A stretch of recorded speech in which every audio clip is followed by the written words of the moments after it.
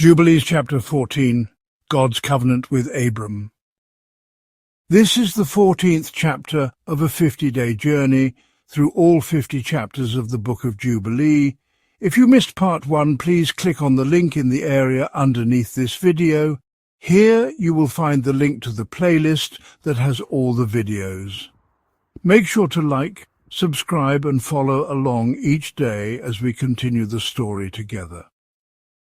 After these things, in the 4th year of that week, on the new moon of the 3rd month, the word of the Lord came to Abram in a dream.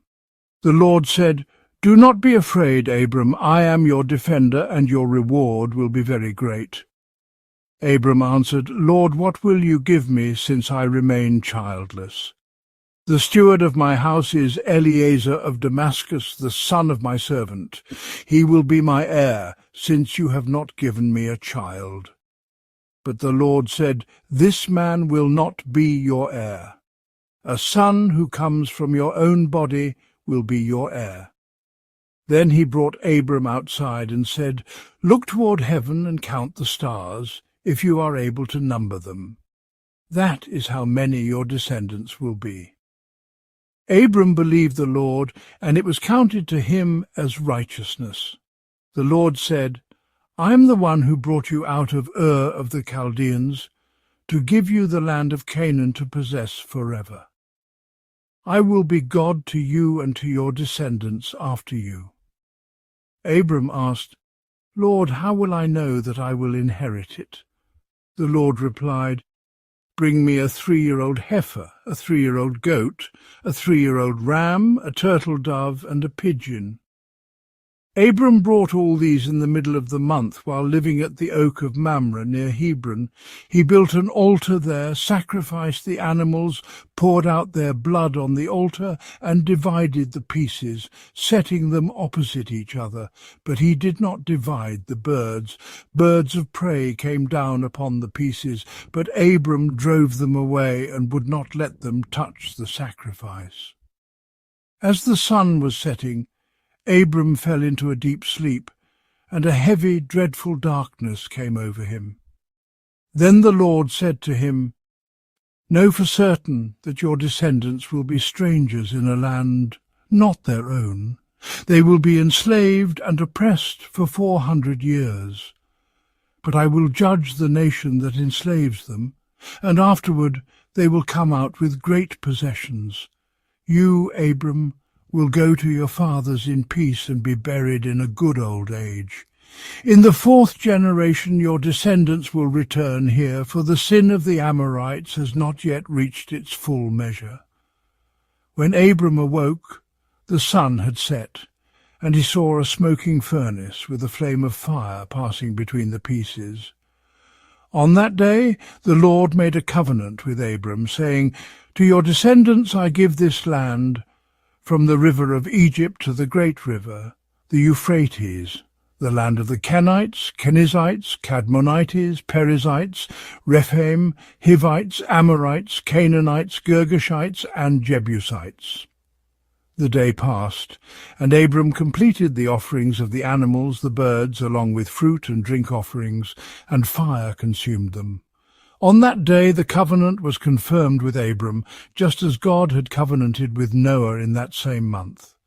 Abram established the festival and ordinance for himself forever. Abram rejoiced and told his wife Sarai what had happened. He believed that he would have children, but still Sarai bore him none. Sarai then advised her husband, saying, "Go into Hagar, my Egyptian maid. Perhaps I can build a family through her." Abram listened to Sarai.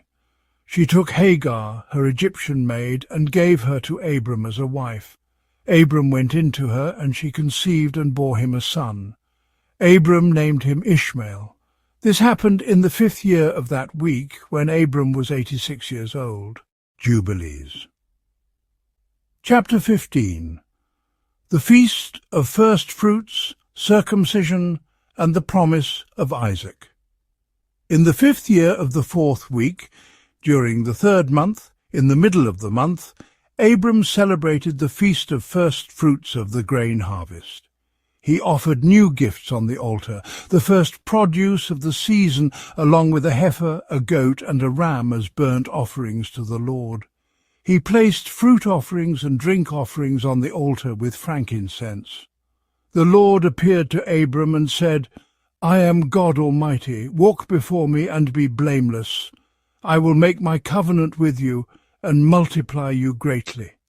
Abram fell on his face, and God continued, "My covenant is with you. You will be the father of many nations.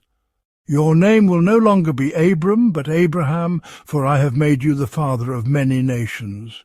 I will make you very great. Nations will come from you, and kings will rise from your line. I will establish my covenant between me and you and with your descendants after you for all generations.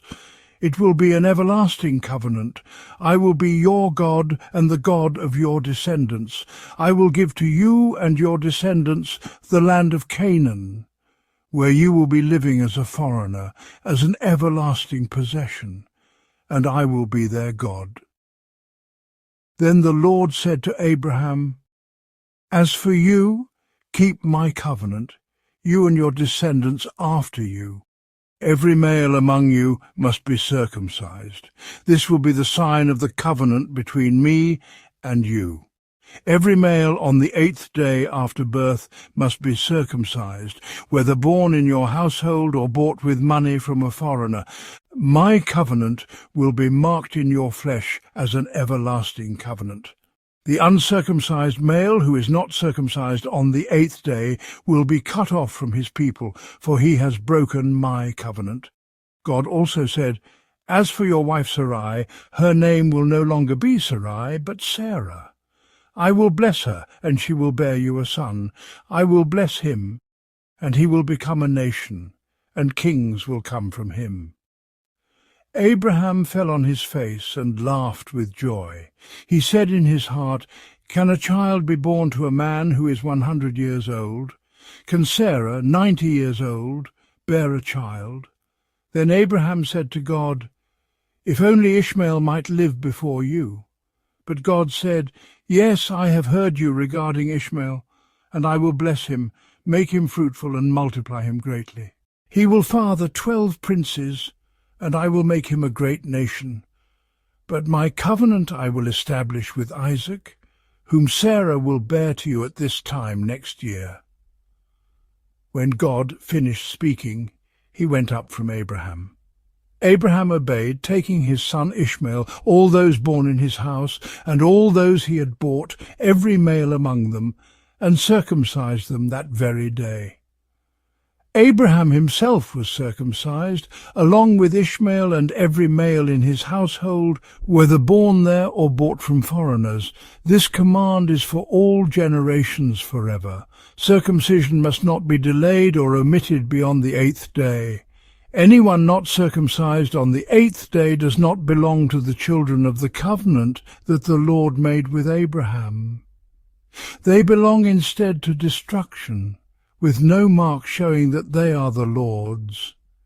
They will be destroyed and removed from the earth, for they have broken the covenant of the Lord. From the day they were created, all the angels of the presence and the angels of sanctification have been holy. In their presence God sanctified Israel to be his people forever.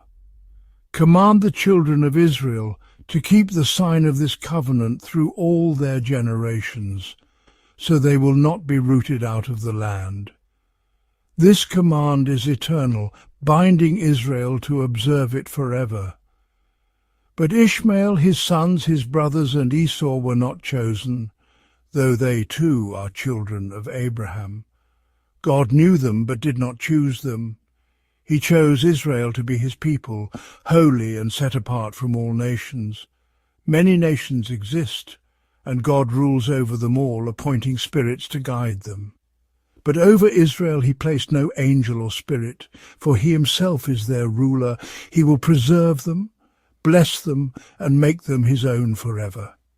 Yet I tell you now, the children of Israel will not remain faithful to this command.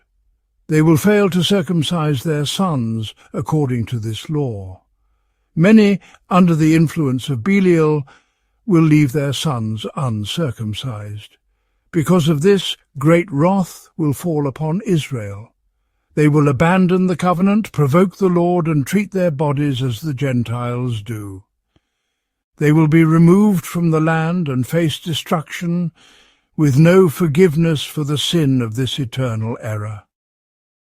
This concludes chapter 14 and 15 of the Book of Jubilees. Remember to subscribe and join me tomorrow for the next chapters as we keep walking through all 50 chapters of the Book of Jubilees.